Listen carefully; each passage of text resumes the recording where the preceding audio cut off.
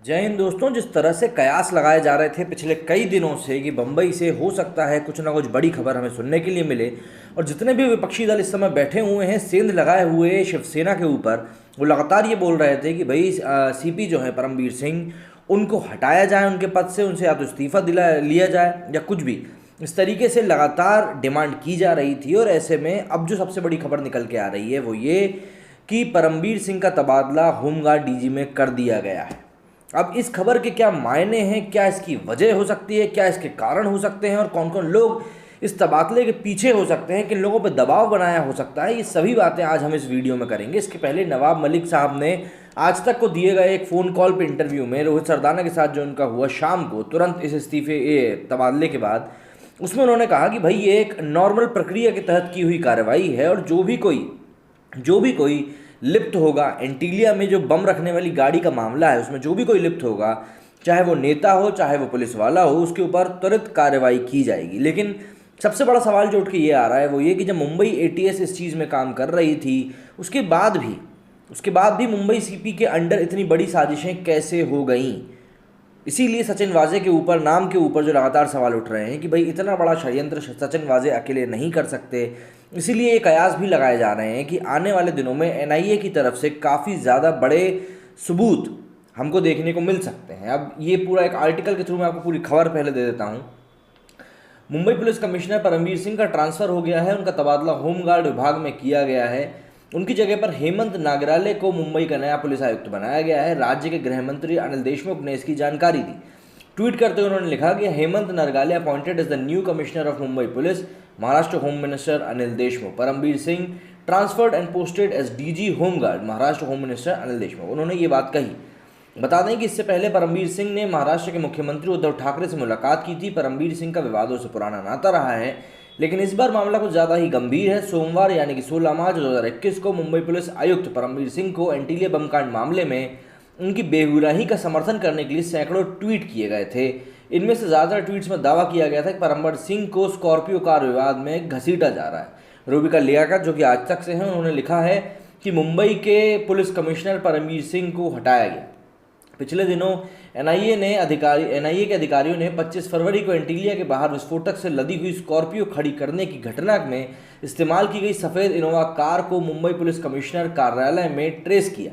करीब से देखने पर उन्होंने पाया कि ये वही सफ़ेद इनोवा कार है जिसका इस्तेमाल विस्फोटक से लदी स्कॉर्पियो के साथ किए जाने की आशंका है, मतलब एस्कॉर्ट किया जा रहा था। जानकारी के मुताबिक इस कार पर पुलिस लिखा हुआ था।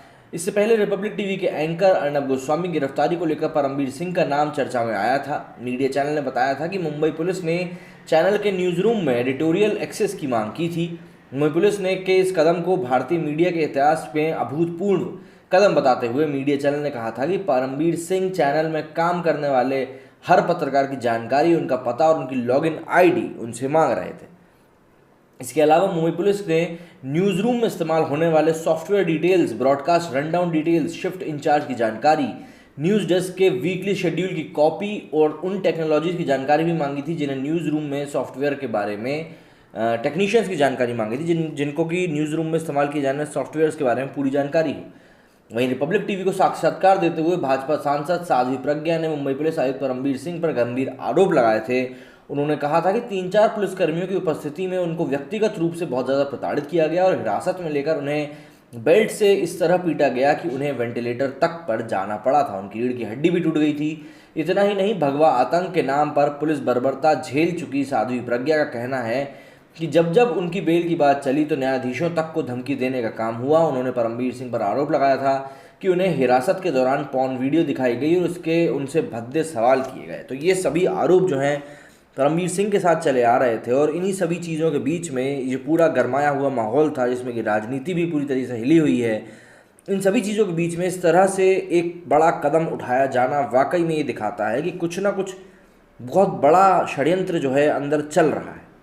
इसमें सबसे बड़ी बात जो कही जा रही है वो ये कि भाई एनसीपी प्रमुख शरद पवार के दबाव में ये काम किया गया है, क्योंकि पिछले कुछ समय से खबरें आ रही थी बाहर कि शरद पवार जो है वो बिल्कुल भी खुश नहीं है इस समय शिवसेना के रवैये से, और वो चाह रहे थे कि इनका ट्रांसफ़र जल्द से जल्द हो जाए। क्योंकि देखिए, एनआईए हो सकता है आने वाले कुछ दिनों में परमवीर सिंह को भी पूछताछ के लिए बुलाए। ऐसे में जब बात ये बाहर आती कि मुंबई के पुलिस कमिश्नर को, सीपी को एनआईए जैसी बड़ी जांच एजेंसी इतने बड़े मामले में जांच के लिए बुला रही है, पूछताछ के लिए बुला रही है, तो वाकई में बहुत ज़्यादा शर्मसार करने वाली चीज़ होती। इसलिए ऐसे में खुद की शर्म को कम करने के लिए उठाया गया ये कदम दिखाई पड़ता है। लेकिन मुझे नहीं लगता कि उनके ट्रांसफ़र किए जाने से भी इनकी जो भी कोई बात है, वो साख है जो वो बच पाएगी, क्योंकि अब तो पूरी बातें सामने आ चुकी हैं। जो एक्शंस हैं वो दिखा रहे हैं कि क्या कुछ चीज़ें हैं जो पीछे चल रही हैं।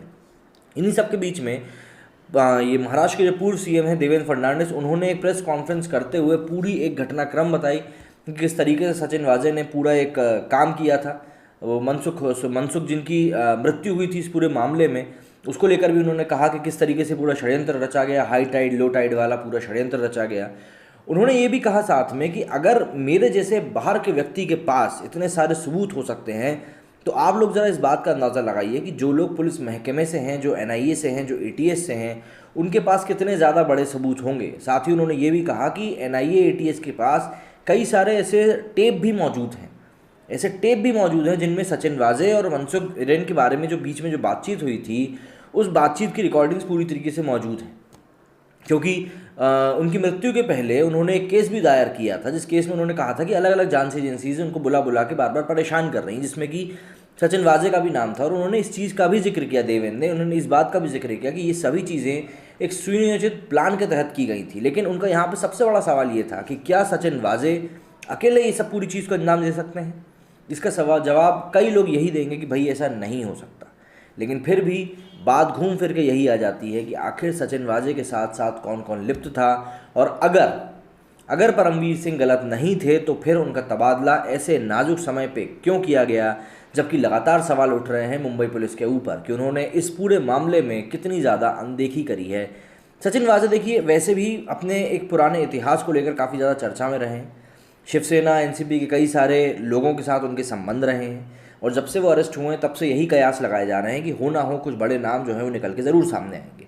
ये भी कहा गया कि उन्होंने एक जो स्टेटस अपडेट किया था कि उनके साथ वाले ही उनको डुबाने का काम कर रहे हैं, तो कोई बड़ी बात नहीं है कि सचिन वाजे ने ही इस तरह से लोगों का नाम लिया हो कि भाई जो उनके साथ वाले लोग हैं उनके नाम लेकर उनको भी फंसाया जाए। क्योंकि एक तरह से ये बात होती है कि भाई हम तो डूबेंगे सनम, तुम्हें भी नहीं छोड़ेंगे। उस तरह की कुछ हरकत है यहाँ पे सामने आ रही है। लेकिन इन सभी चीज़ों के बीच में जो महाराष्ट्र की राजनीति है वो ज़रूर हिल चुकी है, और अब ये देखना बहुत ज़्यादा ज़रूरी होगा कि किस तरीके से बाकी के बचे हुए मामले को यहाँ पे संबोधित किया जाता है रूलिंग पार्टीज़ के द्वारा। आप देखेंगे कि अनिल देशमुख जो कि महाराष्ट्र के होम मिनिस्टर हैं, उन्होंने भी अब सामने आके बोलना बहुत कम कर दिया है। आज भी उन्होंने इस चीज़ की जानकारी दी, उन्होंने एक ट्वीट के माध्यम से दी। तो अभी इस पूरे घटनाक्रम के बाद मुंबई में एक बहुत बड़ा हड़कंप मच गया है, और मीडिया लगातार इस पर नज़र बनाए हुए है कि अब ऐसी कौन सी चीज़ है जो हमको अगले पल देखने के लिए मिल सकती है।